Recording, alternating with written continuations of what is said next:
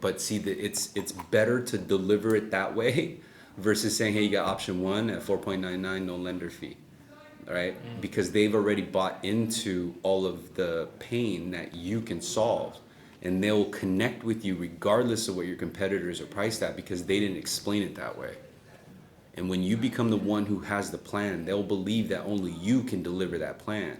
And that plan was to get them out of the deficit. It was to get them to a higher FICO. It was to get them to 6 months. It was all the things that they talked about with you off the phone. Now, in the very absolute least, if they say, you know what, I like this payment, because this is how it usually happens. Number one, they don't even ask you the rate. They just say, yeah, I like that idea, right? That's how it started. And that's what makes it powerful. That's what gives you the loyalties, because they didn't buy it. They agreed to it, right? They felt that they actually came up with it.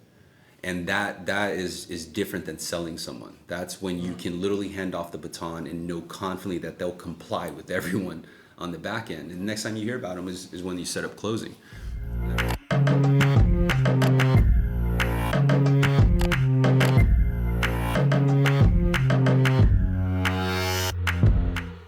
Okay, I get what you're saying though, right? Like some people, they just want some information. It's kind of a fair exchange. It's like, all right, thanks for giving me 30 minutes of your time. Here's what we're looking at, right? It's kind of that reciprocity. And so you feel like you have to kind of pay it back. But if there was like more of a system, do you believe that it would help with converting those who, because only you'll know how the difference it'll make from those that you give kind of a brief summary to, like, hey, this is what it's looking like, and then you can go even further into that and say, okay, well, when I do give them a summary, how does that summary sound to them, right? Because they're opened up enough where they just gave you all this, and they're expecting back in return an analysis, right? Like, okay, David, what did I give all this information to you for? What do you got for me? It's kind of like that, right? And then so it's not saying that it's wrong to give them a brief summary. It just number one, it's going to depend on a few factors. If the credit port plugs in, right, like the DTI plugs in, and all this time we're kind of talking about a 30-year fix, but later we find out there's a hero loan or something, and we got to do a cash out. Now the DTI's up. Dealing with 2 hero people right now. Yeah, so there's these other factors where if we give them a summary, and let's say that summary's good, let's say it's solid, right? But until after we do the research, there's still all these other variables, and so you're actually doing a good service to the prospect, but also to yourself, by not tying you to something that, let's say, it changes on the second call, right? Because then the second call no longer becomes a collaboration. It's more about, oh yeah, remember what I said? That's it's no more. We got to go this way now, right? And I think there's just the timing overall. But besides, giving them the brief summary, how is it delivered to them? Like you had just kind of quickly mentioned, like, hey, you got option one, option two. How is that delivered? When I'm talking to them on the phone, how am I delivering the exact numbers? Yeah, like options. So, like, let's say it's a cash out. It's kind of a minimal savings to, in our eyes, $150 a month, costing $3-4 grand, going up on interest rate. So I'll first start off by saying, no matter, I always have them write down, here's the benefits regardless of the option you pick. So, you're going to get $5K back cash in hand regardless. That's how it starts. Hitting their main goals first. Like, okay, you're going to miss a payment. But immediately, like from the very beginning of the conversation, because I'll look at your conversion too, like maybe it's solid. Maybe the credit pull to lock now has improved to almost to where all we need to tweak out is more swings, right? More at bats. No, I think it could be a lot better. I feel like I think all my numbers are really high, and this one isn't. Okay. It should be a lot higher, but it's not. Okay, so based on what you feel right now, of let's say 20 pitches, how many do you think you can convert over? Or at right now, how many are converting over? So last time I looked, which maybe yesterday or 2 days ago, I think there was like 35 e-consents or something like that for the month. Okay. And with these two elevations, assuming they both go through, which they should today, again, it's 8. Okay. So it's 25%. 30, whatever that number is, but yeah, I think it should be double that. Okay, good. So basically, whatever. I'm not saying kind of the same thing last time. I'm doing different stuff. It's not quite 100%. So it just depends on where you're holding your e-consent, right? Because an e-consent is just anyone who we pull credit on. It doesn't mean that we can actually deliver anything to them. I would say most of the people, the great majority of the people that I have e-consent, I feel there's a deal there. Whether Okay. it's an amazing one or an okay one, Sure. it's still something. Sure. So, okay, Is that so what you're asking? Or yeah. maybe I misunderstood? Yeah, pretty much. It's just kind of where you classify the milestone of an Oh, e-consent. I consider that like 50% of the way there. Got it. Okay. So then there's something there that can make it into a Just deal. like, I'm not setting them up, not correctly, because there's no right or wrong way to do it, but I'm not setting them up on the first call in the midst of all this other stuff I'm doing. I'm not sprinkling in the right 2 or 3 or 4 questions or sayings or expectations maybe, to then on the second call to just hammer it home rather than, kind of reinventing the wheel on the second call. Got it. Okay. Does Okay. that make sense? Yeah, definitely. So it's not, it definitely makes perfect sense. So, the reason why I wanted to go over kind of that sequence is because sometimes not all of it is broken, right? Like you're obviously solid with extracting the information. They're giving you their social. They're giving you enough play to at least go through a second call, right? Sometimes that's a challenge to some others where they can't even get the second call, and it's just simply because minor tweaks and adjustments that are taken throughout the first call. And so I think that number one is that if I were experiencing what you're experiencing, right? What I would personally do is sell on the fact that I can only release them information that's applicable to them, because what you're doing is right, and you're doing a service to them because you feel that's we need to give you that information, right? But at the same time, if I'm going to do that, then I'm going to also protect it to the point where I can only give information that's applicable. Let me put this information together for you first. Now, as far as the information that you sprinkle throughout is teetered off of their reasons why, right? And so now it's just a matter of identifying their reasons why. And I'm not sure if you've practiced kind of the methods that I've shared or done on any of the Breakfast of Champions, and it's figuring out things like how much is their net every month, how much are they in a surplus, are they at a deficit, are there any foreseen expenses, taking consideration their age, what do they do for work, do they rely heavily on overtime, is overtime is it consistent, how old are your kids, if are both of them working, then there's got to be home, there's got to be some sort of daycare expense. And so but how do you ask these questions, right? So how you ask them, number one is you don't necessarily need to go like, hey, do you got daycare expenses? So there's what's called funnel questions that no matter what you ask, the question will then allow you to ask another question, right? So in other words, you're not going straight in and saying, hey, how much do you have in the bank? Because that's kind of an awkward question, right? But that will help you build the excitement for the second call and leverage for when you deliver the pitch on the second call. Does that make sense? Because sometimes... Give me an example of what that with the kids in daycare. Yeah, for sure. I think I follow, but I just want to make sure. Yeah, definitely. So, so it's pretty common that there's a couple, right? 2 homeowners, and they have dependents. And so these dependents, anywhere from the age of, let's say, infancy all the way up to 18. And then even then some, there's more expenses, right? But in the interim, like if both parents are working, what is their situation with daycare? And so how do you ask those questions though, right? And so what you would say is like, when you ask about their dependents, say, are there any expenses like hobbies, daycare, right? And that opens it up, because we're asking how many dependents they have. That's a very important question actually, right? Because the one thing that they will protect is their family. That's what we do as humans. And so that is actually what builds leverage on the second one, is because it's all geared around how to maintain their lifestyle, how to protect their young, right? How to protect their finances. And so if I find out that Jim and Susie are both married, and let's say they're young, they're in their mid-30s, right? It's their first house, and they got 2 kids. Fucking both say they got 3, because these people are having more and more kids. And so their ages are anywhere from 3 to 8, but I see both of them working. It's the enough awareness to pick up on that and say, okay, I don't see those expenses on my credit report. It doesn't say, hey, this is how much a child, this is how much is daycare, but there's a cost associated with it, even after school care or like Kumon, like learning, right? Like, and so so you have to find out, well, how do I ask about those questions, those other expenses, and you just got to time it right.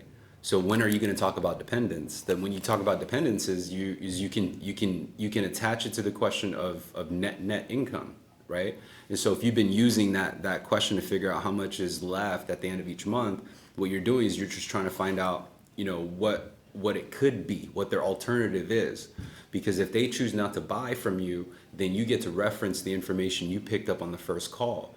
Like, well, you know what, Jim, you mentioned that as of right now, there's really no surplus. As a matter of fact, sometimes you're at a deficit, and that's why the credit cards have increased, right? So you having two dependents and you relying on two sources of income, there's no safety net, right? So there's only one direction from here. That's more credit card debt, lower FICO score. Granted, you're a homeowner, but you're not leveraging your ability as a homeowner to protect your family. Does that make sense? Absolutely. And so let's say I'm talking to Jim and Susie and I get all this gold info from them, right?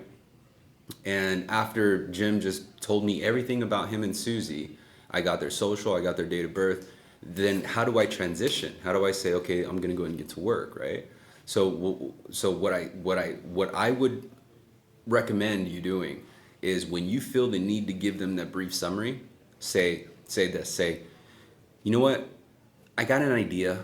Let me run this real quick first by my manager or by my processor or by my underwriting group, right? Because I want to see if I can get you access to something. If I can, this is what it will look like, right? And so... And what information are you giving them when you're saying this is what it would look like? Yeah, so Like then it depends on what they told me, right? So if they told me that they're at a deficit at the end of each month, then I'm going to talk about that.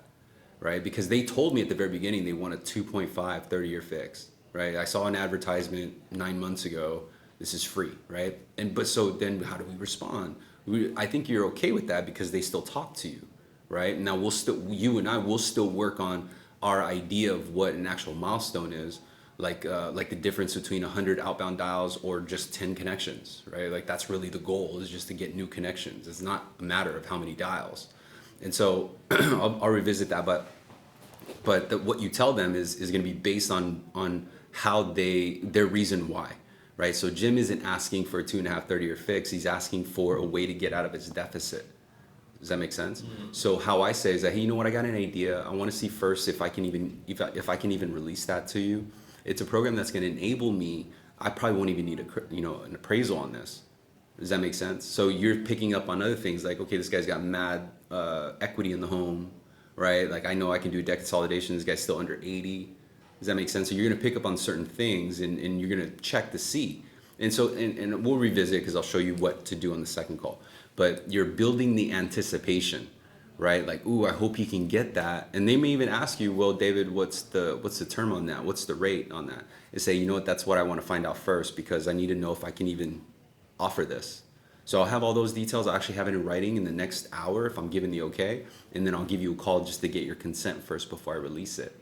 But it's just more kind of exciting. They want to know what you've got to talk about, right? And all you did was just remind them, kind of like saying, okay, well, you'd mentioned that you're at a deficit. You're saying this whole thing is after you talked to them first, got super in depth with net, everything we just spoke about. You call them back on the second call, say, hey, Daniel, this, if I can't, if I could, I can call you back an hour. So basically it's 0-2, it's a 3 This is call. exactly how it starts. It's not a 2 or 3 call, right? So I already know what I'm going to work up for him. Even if he asks for a 2.5, 15-year fix, I'm still going to work up the best one where I can maximize savings. Even if he's asking for a 30-year conventional and it turns out it's better on an FHA cash out, I'm going to sell him on the FHA cash out. But I'm just going to have a plan for him.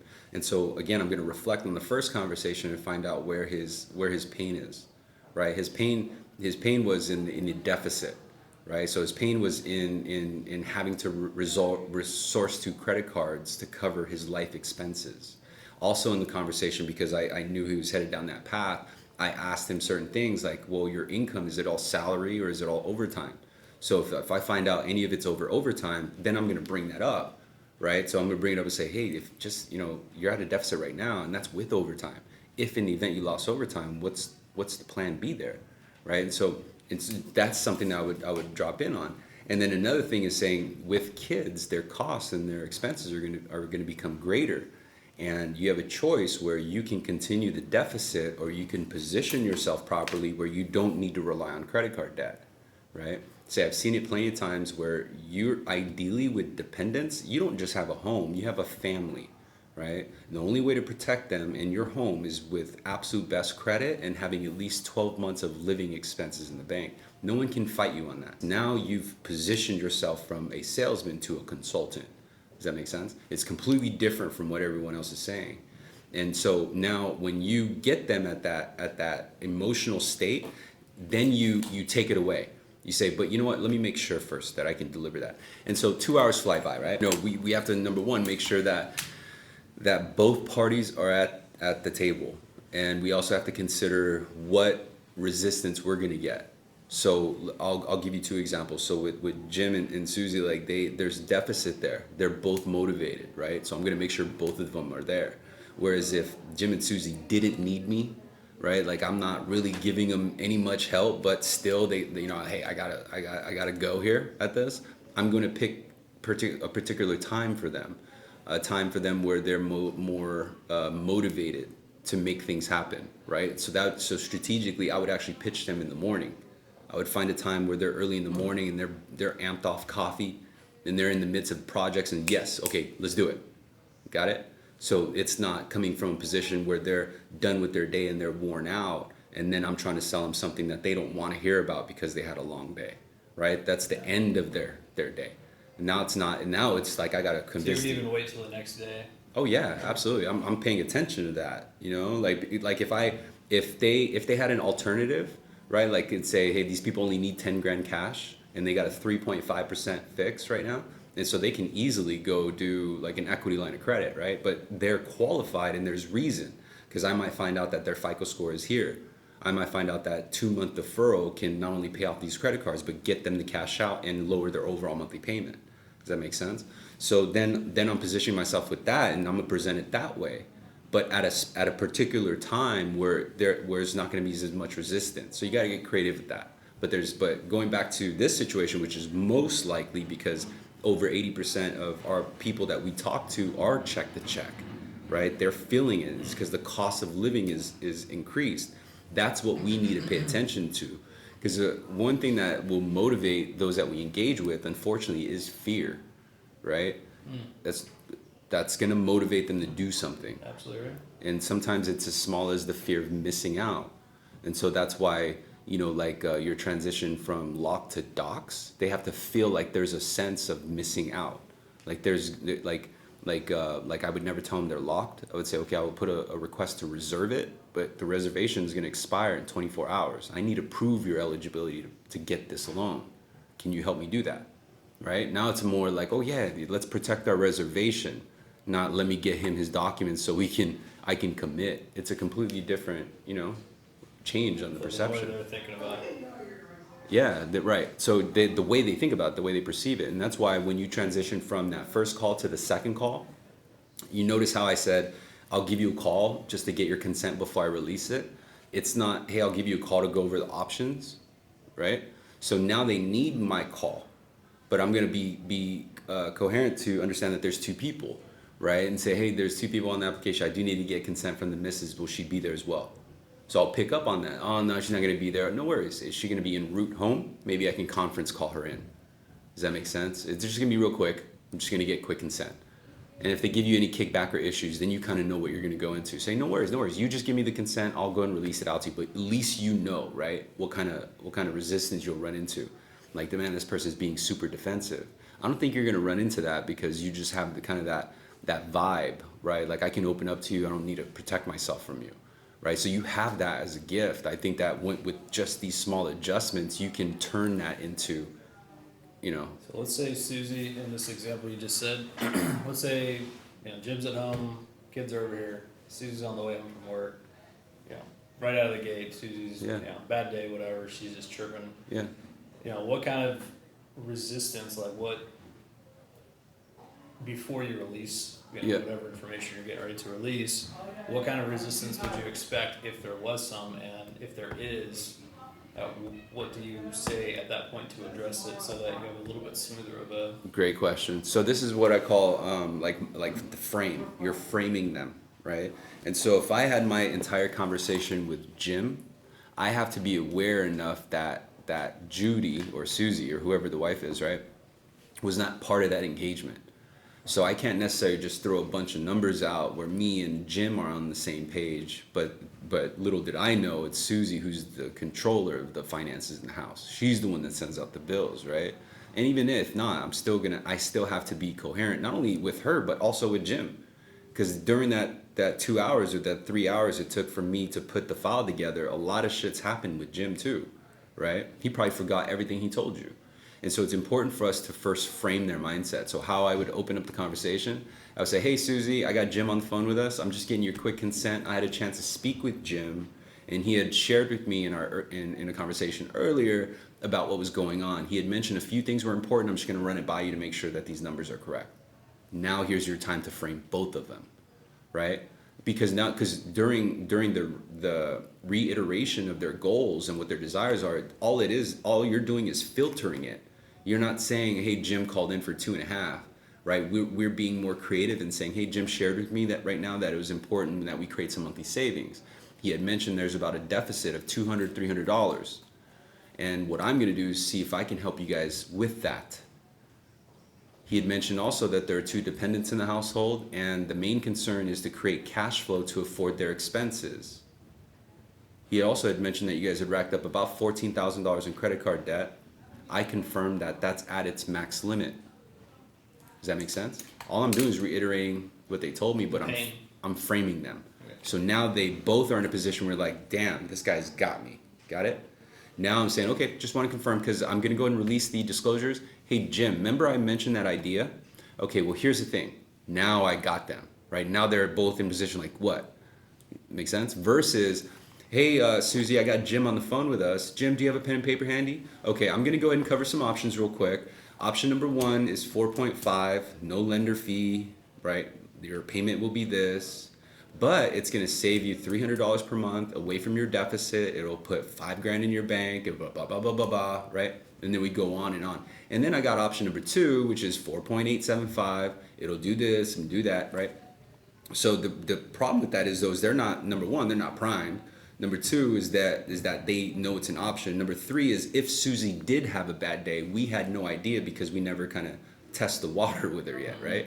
So if we picked up that Susie was having a bad day when we were reiterating the issue, right, or the concerns, or she gets defensive because she was having a bad day, it's, oh, it's not that bad, right? Because sometimes we'll come across that. Oh, it's not that bad. I don't even need this loan, right? Like, we don't even need this loan. We could just wait. I'm getting my tax refund. We'll go and pay it off there. So we got to expect that, right? And so if we knew that she was on that wavelength, then I will understand where she is at, and I'll be selective with how I treat her, right? And say, you know what, that'd be a good idea, Susie. I know that you do have the option to use your tax refund, but at the end of the day, when you're at a deficit, I would imagine you'd probably be better off holding that in the bank, right? You don't want to go from Peter to Paul if you can hold on to it, and I'll show you how to feed them both. Make sense? Yeah. So now then you become the resource or the tool. And so when you deliver it, it is important also how you frame, because you're framing them, right? So you're putting them on the tee, and now you're getting ready to bat that bitch out the park. It's like, now you're ready, right? And so when you get them framed up and you get them to confirm the numbers and you get them at an emotional peak, then you say, hey, Jim, remember what I was telling you about, before I left the conversation? Here's what we can do. I'm able to now take this total payment, and I'll add up all the credit cards, all the payment, right? And I'll take that total payment and get it down to here. Not only that, but with your first payment not being due until here, and you'll get an escrow refund of about this much, this will immediately give you about $4,000 in a surge of cash flow. Now, I had an idea, and I want to run it by you guys, You know, you did have these 3 credit cards that you're putting out, like let's say $200 or whatever, right? And let's just say if we're paying off all credit cards, then you adapt. And you say you did mention that you guys do have daycare expenses. Jim did mention that that's about $500. This is technically a year's worth of daycare expense. Now it's a whole new different light, right? Like, oh shit, that fuck. Could you imagine having a year's worth of daycare expense? And that's all just because you took the stepping stone. And that's what it is. So ultimately what this will do is give you enough cash to pay off your debt, improve your FICO score, put 6 months of living expenses in your bank so that you know your family's protected. You know that with 2 dependents, a mortgage, relying on overtime, that you're going to be safe, right? Because now you're not at a deficit. As a matter of fact, we're going to turn that deficit into a $400 surplus, right? And so regardless if you lost your overtime or you got more overtime, you're protected. You don't need to rely on that. That'll give you some breathing room. In about 6 to 12 months, we'll revisit your current scenario and see where your credit score is at that time. And then if there's enough liking, or if you're content with just shortening the term, I'll show you how to get this loan paid off faster. How do they turn you down, right? And say, so I had a question. So I could take your payment down to here. This will be completely no lender fee. This is our courtesy offer, no lender fee, right? Or I could bring your payment down here. This is absolutely no cost. Which payment did you guys, is more comfortable with you? And they'll tell you, right? Sometimes they'll even say, well, what's the rate with this payment? Oh, the rate with that payment's at 4.99. Don't say anything, right? It's like, oh, okay. But see, it's better to deliver it that way versus saying, hey, you got option 1 at 4.99, no lender fee, all right? Because they've already bought into all of the pain that you can solve, and they'll connect with you regardless of what your competitors are priced at because they didn't explain it that way. And when you become the one who has the plan, they'll believe that only you can deliver that plan. And that plan was to get them out of the deficit. It was to get them to a higher FICO. It was to get them to 6 months. It was all the things that they talked about with you off the phone. Now, in the very absolute least, if they say, you know what, I like this payment, because this is how it usually happens. Number one, they don't even ask you the rate. They just say, yeah, I like that idea, right? That's how it started. And that's what makes it powerful. That's what gives you the loyalties, because they didn't buy it. They agreed to it, right? They felt that they actually came up with it. And that is different than selling someone. That's when you can literally hand off the baton and know confidently that they'll comply with everyone on the back end. And the next time you hear about them is when you set up closing, right? So how it usually happens is after you deliver it and they say, I can bring total payment down here. First payment not going to be due until X amount or this date. And you're looking at it about at least 6-12 months before you see this effect on your credit score and your bank account. And that's it. And say, okay, yeah, everything sounds great. Okay, but first, what I need to do is make sure that I can even deliver this. I got to plug in some of the numbers that I have here in the system that I got approved with. The only thing I'll need is probably an updated pay stub or what have you. And this is where you can start rolling in. But here's the good news. My relationship with Fannie Mae or Freddie Mac, I don't even need an appraisal on it, right? Or because we have the ability just to get a pay stub or a work number versus a W-2 and a tax return, I can sell that as benefit. I say, yeah, you know what? Because of my relationship with Fannie Mae, I don't even need your documents, right? Mm-hmm. I'm not going to explain to them, hey, I got a work number, you're okay, right? No, you're on work number. I'm going to say, hey, it's based on my relationship. So if they get hooked with conditions from one of our competitors, they're going to consider us. They're like, well, this guy over here doesn't need those docs. This guy over here doesn't need that appraisal. It's because of his relationship with Fannie Mae, right? And so here's the thing: is that I can put in a reservation for you. It's only going to last 24 hours, though. Within 24 hours, if I don't prove that these figures are correct, I have to release the the reservation. Here's the thing, though, is because my relationship with them, I don't really need much documents. I just need an updated mortgage statement and a pay stub. If you can get that by tomorrow morning, by noon, I'll have a confirmation for you. And if everything looks good, I'll have an appraiser out this weekend. Most of the time, that shit just fucking happens like clockwork, right? Because we simply mapped it out to them. Notice that in my delivery, the only time it ever sounded like an offer was like, hey, I could bring your total payment. It never was, right? It was more or less like I could bring your total payment down to here, and this is what it's going to do. Trickled benefit, right? It just went down the line. And I'm answering and I'm hitting all these key things without mentioning a rate or the fee. Make sense? Yeah. Cool. Yeah, yeah. Some good nugs in there. Yeah, man. Yeah, absolutely. And then if in the event, because I wanna get you to get the most out of this, right? And this is a good dialogue right here. I like this. And I'm happy I was able to document it. But you will still get times where they're gonna say, yeah, everything sounds great.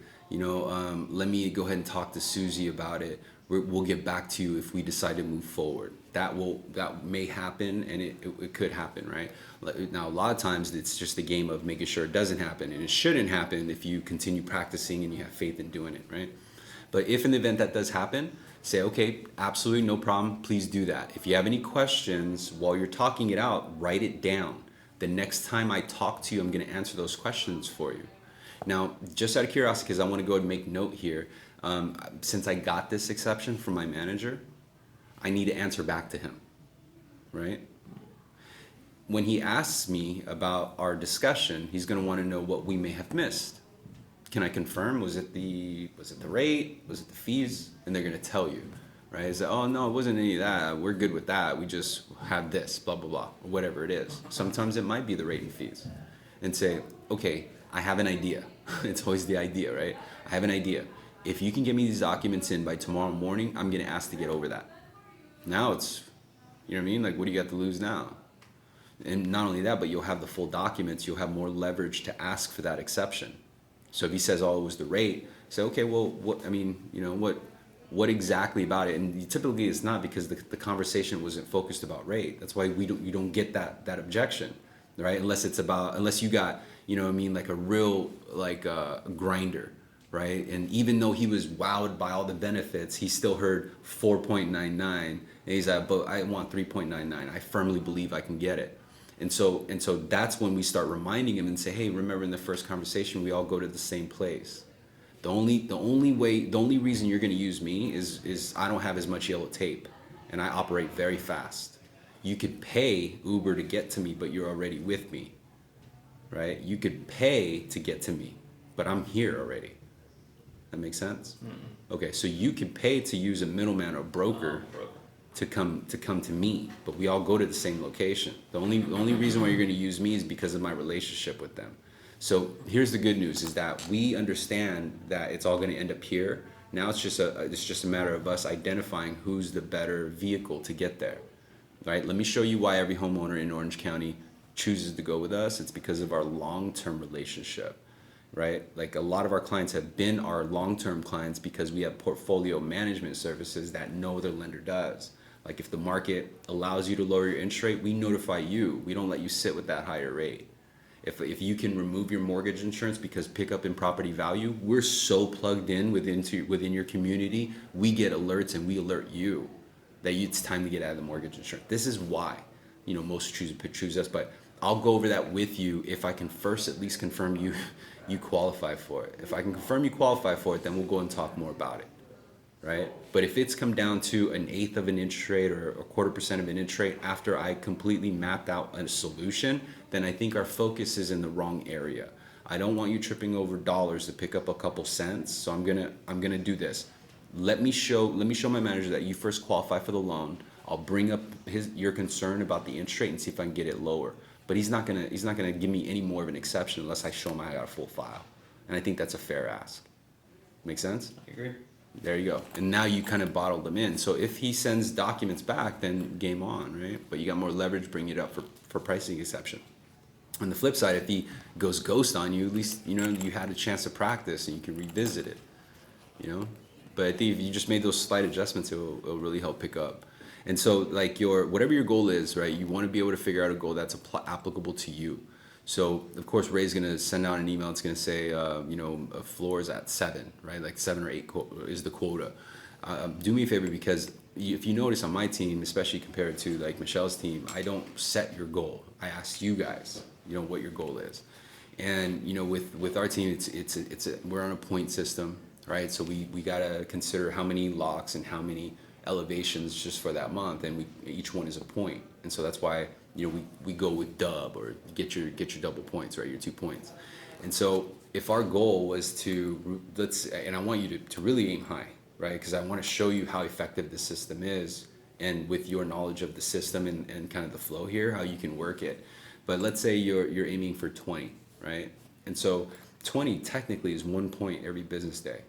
That's about 10 elevations, 10 locks, right? So let's just say you aim for 20, that's a point a day. So all it is breaking it down and figuring out per day what your average is. So if you know that right now you're at a 25% clip, 25% conversion of what you get consent actually turns into a dub, or I'm sorry, a elevation, then our goal is to get 4 e-consents every single day, right? Because whatever happens, that's yielding you 1 sub, because you're at every 25%, right? It's not, oh, I need 10 applications or I need 5 applications. Apparently we narrowed it down to say, okay, on average of every 4 e-consents. And then we work on, okay, well, what makes this person an e-consent, right? And then we can kind of fine tune that path. But if we broke our goal down on a simple daily basis, like all I got to worry about right now is to get this. And we go into the month and we pay ourselves by not giving too much time towards files that do not give ourselves time in return, right? Like we go the extra mile because we're good people, but they don't even give us the time of day. Let's go into this month being protective with that time to make sure that other people who comply and are worth it are getting that time. They deserve you, not these other schmucks that, you know, give you quick reply backs like not interested, right? Even though we know it's a good sale. And when we pick up on these signs, like they're gonna be like that type of person, then we kind of know where to hold them, right? So if I knew that this person's kind of flaky based on me gauging him on the first call, I'll test him. And I'll say, hey, about 3 o'clock, I'm gonna be putting your file together. Can you do me a favor? Can you have a most recent pay stub and a mortgage statement? I'm gonna give you a call about 4 o'clock. So if I call him at 4 o'clock, he goes ghost, or he doesn't, you know what I mean? He's not prepared, he's not on point, then I know where to hold him. Does that make sense? It means I just freed up a lot of time. I'm not gonna spend an hour putting this file together because he couldn't have even done that. Yeah, and this guy could be rock solid loan, but it's things like that. But if you're able to do this with that type of discipline, you can actually create just a daily system where you can hit a dub if you wanted to, because what you lock that day ends up turning into an elevation the next day if the system's right? And so that system, if I were you, me personally, I'd wipe out everything in my queue, everything that I've been chasing, just start all over, and start. Activate all Encompass files right now. No, you know what I mean, like leads, like leads that you may have been chasing. Oh. Right, like Push them out or inactivate? It's up to you. You know, let me know and I'll help you push them out. But there might be a pocket of within that bucket, right? But the whole goal is to make 5 new connections. So even if you're working redo, even if you're working your past file, just 5 new connections of business that you haven't talked to in that given month, right? So every single day is 5 new connections. And what these 5 new connections mean is that typically these are either outbound or sometimes even inbound. Me personally, I would stick with outbound, knowing how big your book of business is here, right? And your entry, you understanding the system and where the pockets are, is just look at 5 connections. So you might make 5 new connections with 10 outbounds. That's okay. That's all you need is just 5 connections. Of those 5 connections, you should net at least, I would say, 3 actual pitches, right? People that will say yes. That's at a what, 60%, about 50%, half of them may say yes. But even if they do say yes for a quick analysis, we might find out there's no benefit, right? So then there's even more of a lesser percentage that passes that daily filter. But 1 should be a good solid deal, like at least 1 of 5, right? Like, okay, there's a deal here. I can make something of it. And it's about 20% ratio. I would imagine it, depending on how good the quality is of the pocket you're focusing on, that ratio is controllable. Does that make sense? Yeah. So if I focused on past HELOC deals that I signed with TCF, that ratio should be through the fucking roof, right? Like if I could just contact 5 of these motherfuckers, I know I can at least sign 4 of them. Well, however you do it, just make sure you end up with 1 per day. And if you miss it that day, then you'll have an extra one that you got to do tomorrow or the next day. But continue with that system. And so even if there's a daily tracker, like who's my 5 people today, right? And it's ultimately, it's a sequence. It's 5 new connections to 4 applications, 3 pitches, and 1 sale. 5, 4, 3, 1. Make sense? So every single day it's just reset back. Like I'm not worried about chasing them because I got 5 new connections today. Make sense? So if I knew this person was dodging me or I needed to chase them, then I'm just gonna leave them a nonchalant email and I'm not worried about it. It's coming through my tone, right? Because I know that I got 5 new connections, and some days of these 5 new connections, 5 of them are gonna go through, right? Some days none of them will go through, but at least you rewind yourself. Averages out at the end. Yes, you rewind yourself and you say, okay, this is my task. I'm not worried about fucking scenarios. I'm not worried about this riddle loan. Does that make sense? Like, because I know that I'm going to get 5 new connections today. So my way of worrying about it is setting it on its path. And then sometimes that path means I want a full file before I dive in and get CSI on this file. That makes sense? Before I write up, like, if I knew that this type of person, yeah, if I knew this type of person is the layout person, like that graph that you had where it was a great idea, the Excel spreadsheet, and then it was more like it was just very planned out very well. It was very professional. But if I knew that my style was that way, I'm going to be very selective on who I give my style to. Does that make sense? Because I'm a professional. I'm very detailed. I make it look nice. This is how you should feel, right? If I'm going to go through all this work, I need to make sure you're on the same page with me. And this is how you should feel towards your prospects, right? Where it becomes a challenge and it defeats us and kills our morale is when we have the heart and decency to do it to the people that don't deserve it. And then they dick us and we're just like, fuck, man, fuck. What did I do to deserve that? And then we start challenging ourselves and doubting ourselves. Does that make sense? No banger.